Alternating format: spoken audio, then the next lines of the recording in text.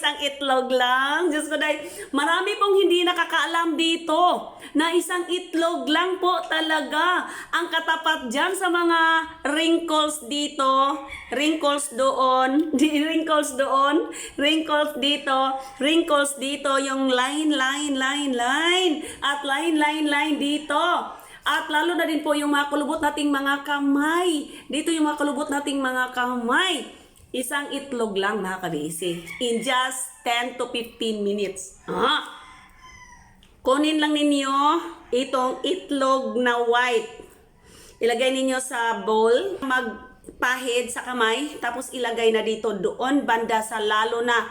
Doon banda sa may wrinkles. Itlog lang ang katapat doon mga kabisi. Ilagay lang, basta lagay lang. Ang pinag-usapan natin yung sag, yung pinag-usapan natin yung mga nag-line, yung pinag-usapan natin na matanda na tayo at marami tayong wrinkles. Yung iba hindi pa sila matanda pero marami na silang wrinkles dahil sa mga stress. Yung stress kayo, tapos hindi naman po ang ibig sabihin ng mga kulubot, yung mga pangit yung mukha natin dahil po yan sa matanda tayo, hindi po yun. Dahil sa stress tayo. Marami tayong iniisip, marami tayong nararamdam. Kaya ito po ang katapat. Ibabad natin ng 10 to 15 minutes. Isama na natin dito, mga kabisi, isama na natin at dito. See to it, ito po ang pabala. Kasi hindi po pwede natin nakaunat na siya. Lahat po doon, pagkalagay ninyo nito, after 10 to 15 minutes, unat po yan lahat. Inuunat po yan lahat. Inuunat. Dito, inuunat. Dito sa mga paan natin dito, no, nagsasag na yan. Inuunat po lahat yan. Lalo na pag dati tayong mataba, tapos bigla lang tayong pumayat, ayan, dito yan. Magsasag na yan. Kaya ito lang ha, isang itlog na white egg. Eto lang po ang sikreto. Wala pong nakakaalam doon, ako lang. Charorot.